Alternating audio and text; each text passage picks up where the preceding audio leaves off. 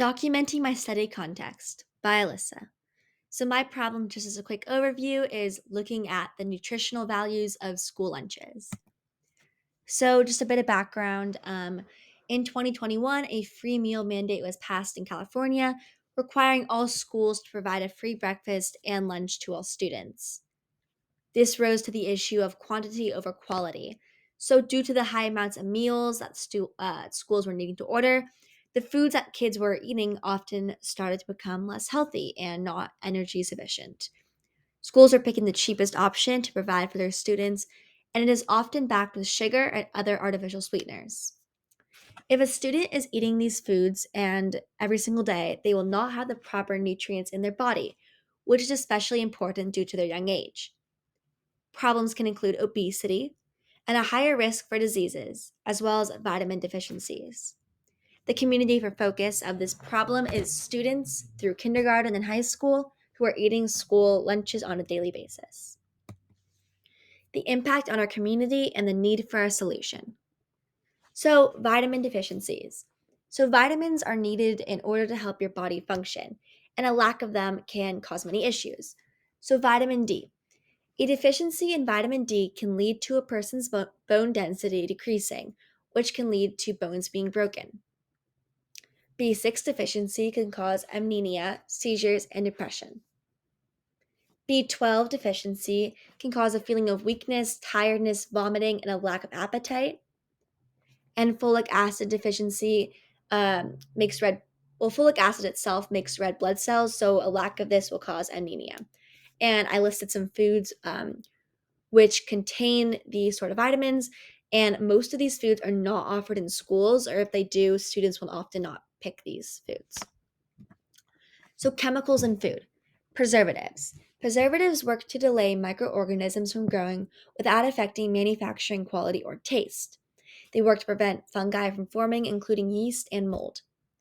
They can contain compounds including benzoic acid, sodium benzoate, sodium potassium sorbates, sulfites, and nitrites. And these are not good for you and can cause many issues. Artificial flavoring, including artificial dyes. They're chemical mixtures which are meant to replicate the natural flavor of something or color.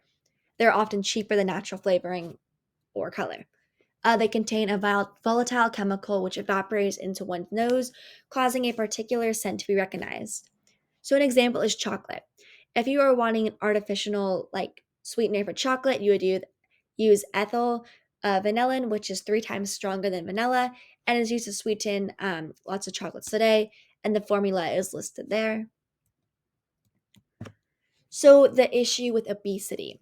So, obesity rates are getting higher and higher each year. In Los Angeles County, an estimate of 24.3 adults and 20% of students in either middle or high school suffer from obesity. School lunches. So, a study was done in 2021 which showed that students who purchase a school lunch were often more likely to suffer from obesity. And another study shows the same information, but that students who bought lunch from a school were 29% more likely to suffer from obesity than those who bought a lunch from home.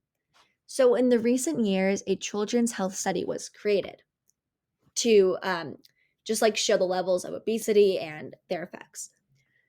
So, 19% of students who bought lunch drank 2 or more sugary drinks a day on a regular basis. 49.4 were less likely to eat at least 2 servings of fruits a day, and 50.3 for vegetables. That's worse, sorry, with the typo. Um, Students who bought lunch had higher LDL levels, and more than 1 in 3 middle school students who buy lunches from school are considered obese. So, how do all these relate is often students who would get these lunches before the pandemic were of lower income, which also leads to the issue of fairness for these kids because obviously it's not their fault that they were raised in a lower income household. So when California passed this mandate, it was hoped that they would up this food quality since so many more kids would have it. But unfortunately, this has not been the case as these numbers have remained the same. So, interviews and photos. I was not able to upload the exact interview here due to formatting, but in a nutshell, I interviewed my friend Matthew, who will be a sophomore at Maricosta next year. He got a school lunch and snack almost every day at school and often would pick a sugary option for snack and pizza for lunch. In addition, he would grab the required fruit but would rarely ever eat it, which was seen with almost all the kids at our school. And then he stated that if there was other options that were healthy but also good, he would pick these instead because the current only so to say healthy options for food would be salads, which are often not exciting for students. So photos. All of these foods are offered in our school.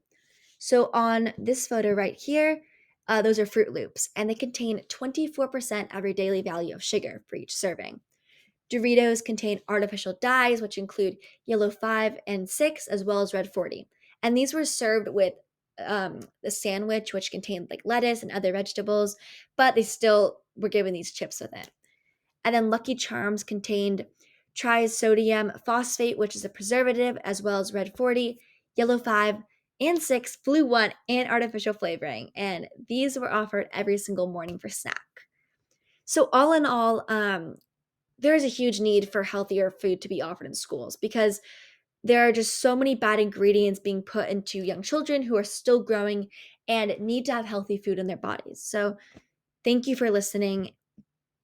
And by working together, hopefully, we can create solutions which can help bring healthier food into schools, which contain ingredients and other vitamins which could be beneficial to students' health.